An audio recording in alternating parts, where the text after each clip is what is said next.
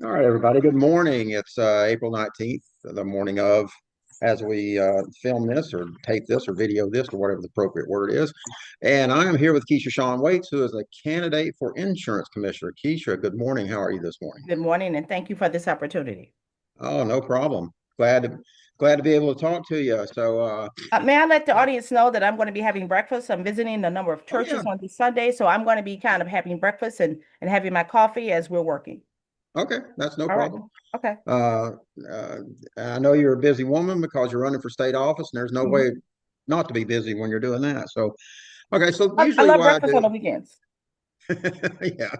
Usually, what I do is on these is just the first minute or two, I turn the camera over to the candidate and let you sort of give your background, who you are, the personal Mhm. stuff that you think's important, that kind of thing. So I'm going to do that right now. Go ahead. Mhm. Mhm. Thank you. Okay. You're welcome. Mhm. So, to your audience, I'm having breakfast because I have several churches to attend today.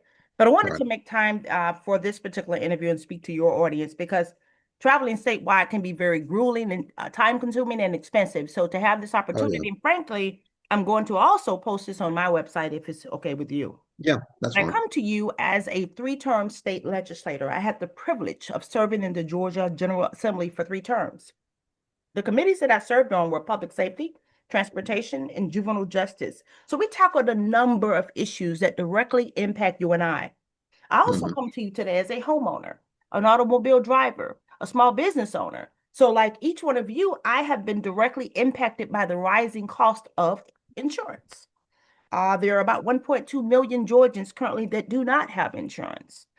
I can tell you in my last forum, one of the candidates stated that if you are not an insurance professional, that would deem you or unqualified to run for this seat. Frankly, I think Right. that's untrue. I understand policy. I've written legislation. I have a number of relationships at the state, local, and federal levels of government that I believe will be pivotal and critical to my success in this role. I will close with I spent 15 years working for the federal government. 10 years with FEMA, traveling around the country, addressing natural disasters that had impacted people's lives, generally that were uninsured expenses. And then lastly, 5 years with the Small Business Administration, where I wrote small business loans for businesses, corporations, and homeowners who had also been impacted by natural disasters. I am a lifelong resident of Georgia and happy to serve. Oh, okay. Well, thank you for that introduction. I appreciate that. And you kind of already touched in on this a little bit, but just to more to sort of narrow it down a little more specifically, why are you running for the insurance commissioner job right now? Mhm. What are the issues that are involved, that sort of Great. Following the last 5 hurricanes in the state of Georgia, we have seen our automobile homeowners insurance triple for many of us. A lot of individuals have no idea that in Georgia, unlike other states, that it is based on your zip code as well as your credit score. I believe that that is a form of redlining and should be illegal. Essentially, it's a poverty tax. It is my hope that we can bring the insurance commissioner role back to its original state, which is an advocacy role for consumers. I thing? also understand that there is a cost of doing business. Insurance companies are in business to make money, but we have to think about something. Insurance companies gamble on your misery and loss. They do. That's the business that they're in. Right. Well, for a number of years, there was no loss. So as they raked in billions of dollars in profit, you have to understand that there is going to come a time when you're going to have to pay out. So the Right. reality is this. It's a give and take dynamic. And so what I am hoping is that we can balance the needs of consumers as well as the industry. Thank you for that. Uh-huh. Yeah, and the insurance commissioner has been an interesting uh, role or interesting office for the last couple of terms. We've had a couple go to prison on the Republican side, and so it has not been the most stable of offices in at our state government level. So hopefully we can win that and bring a little stability to the office as well. In your opinion, has the state of Georgia been too easy on the insurance companies? Are there ways that you, as the insurance commissioner, if elected, can rein in some of these insurance costs specifically that you kind of generally referred to so far? Well, I think it's interesting that when you, unlike the PSC, Public Service Commission, Hmm. insurance companies do not have to come to Georgia for a rate hike. And a lot of people don't know that. That is crazy. So essentially, they regulate themselves. Our Right. job is simply to provide oversight and to ensure that there is a balance between consumer needs as well as the needs of the industry. Now, there's going to need to be an increase. I mentioned to you the five hurricanes because there was a substantial amount of money that were paid out by a number of insurance companies. I Right. can also tell you institutional knowledge is going to be important because several years ago, you may remember that a number of doctors moved out of Georgia because of the cost of malpractice Mhm. insurance. So we lost a Right. number of individuals to this dynamic. So I also understand that we have to balance and keep the cost at a rate whereas individuals can compete and we don't lose our physicians to other states. But at the same time, I think we have to do an audit in terms of balancing risk in terms of what the rate hikes that we increase. Okay. Well, thank you. That's a great answer. And I didn't really know that about the malpractice thing. So good 20, information to know. that happened in 2012. Okay. Okay. All right. So those are some of the issues. Now, I think this race has five candidates in it, I think. Mhm, What's, in your opinion, what sets you apart from the other four? You're not necessarily having to talk about them directly, but just mhm, however you want to do it. What gives you an advantage over the other four to make you the best candidate for insurance commissioner? mhm. Well, I think institutional knowledge will be critical in this particular race. I think the fact that I actually um, pay for insurance is a major factor. I am Right. directly impacted by these conversations. As I started the conversation, I said to you, I am a homeowner, I'm an automobile driver, I am a former small business owner. And so I have seen some of the challenges that my friends, my colleagues, my donors are facing as small business owners. And it's my belief that the role of the insurance commissioner is to be an advocacy role. I don't believe we should rubber stamp every single insurance hike, nor do I believe that I wouldn't sit here and tell you this morning that there won't be insurance hikes. I think that's a ridiculous statement that some have made. But what I do feel is that some legislative and policy experience will be necessary. If you are going to get a root canal, you would want to go to a dentist. If you're going to have trouble with your eyesight, you're probably going to go to an ophthalmologist or someone who is trained in that field. And so I believe that having some level of legislative and policy experience will be critical to the success of this particular role, given the current climate. The General Assembly right now is a very tumultuous atmosphere politically in Georgia. And given the top of the ticket, the gubernatorial races, I completely believe that this race is in play.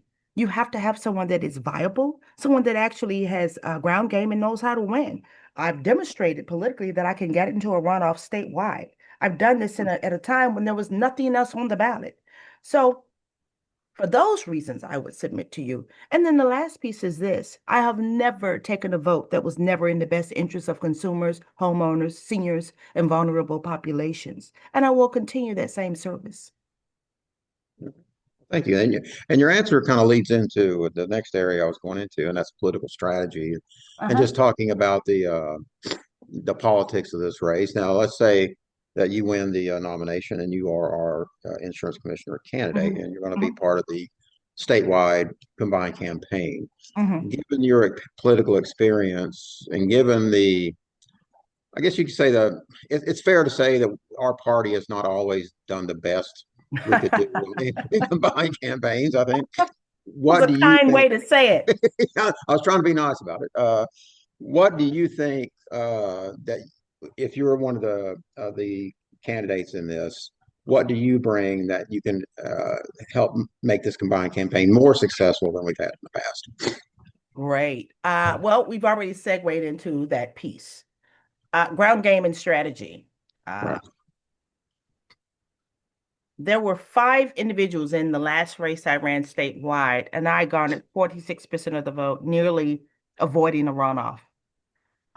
I believe that that is not only because of the campaign that we put together, but I think it spoke to everyone. Um, I think it's extremely important to not alienate independents and Republicans in this cycle. I think everyone is a potential voter. I think there are individuals who are very disappointed with the direction that we're going in. There's no way you can look at your insurance bill, your utility bills, or anything in the state of Georgia and say to me that you are happy with the direction that we're going in. I believe it's going to require a substantial number of text messaging. People are extremely busy. Um, they are mobile, they're on the move, and there are very, very few people who access a cell phone. I would submit to you that my father has a flip phone, so he probably would not be uh, one of the individuals that I'm speaking of. But Right. some uh, cable TV to reach the rural communities in the state of Georgia for those individuals that we're not able to get to accessibly. I am extremely proud to tell you that we are running a statewide campaign again. I visited Gainesville. I've been in Fayette. I've been up in Cobb. I'm scheduled to visit Savannah, Columbus, Albany, as well as Macon before the election cycle. Some of those visits will be before early advance voting, which starts on Monday, the 27th. By the way, I don't know when this interview is going to air, but the 20th Monday is the last day to register to vote. So keep Yeah. that in mind for individuals who have not. But to answer your question, there'll be a series of things. Robocalls. People find them extremely annoying, but the reality is they're very helpful in terms of getting out and pushing out information. And Right. it's for all candidates. It's not so much a, hey, come vote for Keisha. It's get engaged in this cycle, regardless of who you're voting for. Understand that you are directly impacted by these conversations. You, your family, your mom, your parents. And so please get engaged. We Right. have a strategy for engaging young people. I put together a nice team of college students who have registered individuals and who have engaged young people in a way that unfortunately in the past that I've not been able to in the last 20 years of public service. But they will be critical to our success in terms of avoiding runoffs. I have attended senior high rises where they meet and have their monthly socials.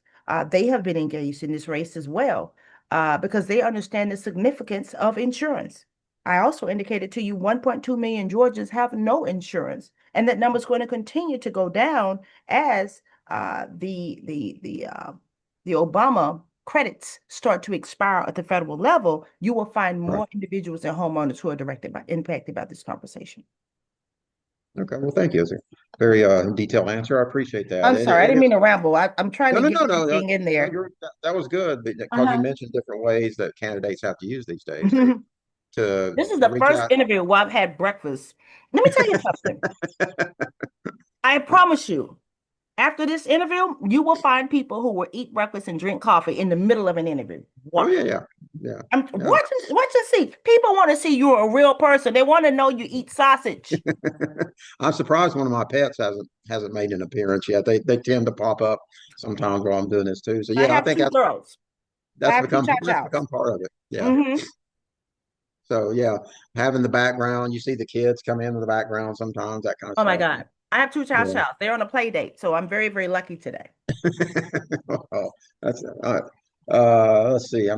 Going over. We have covered a lot of the ground here. I'm just the basics that have been talked about.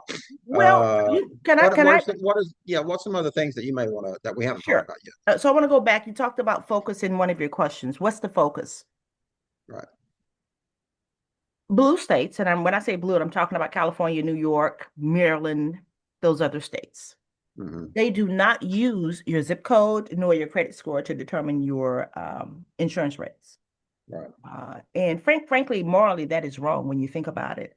It's the semblance of a poll tax as an African American to vote, right?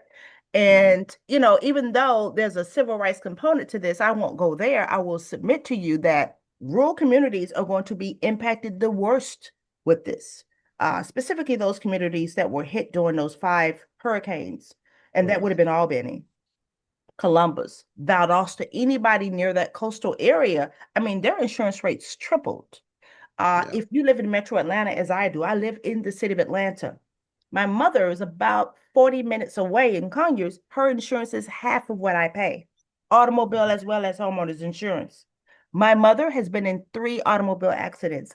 I have been in none. So Right.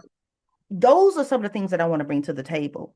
And Hmm. as the insurance commissioner, I will have direct oversight over those conversations. Okay. Well, that's what you brought this up, and Mhm. I've talked to some of the other candidates.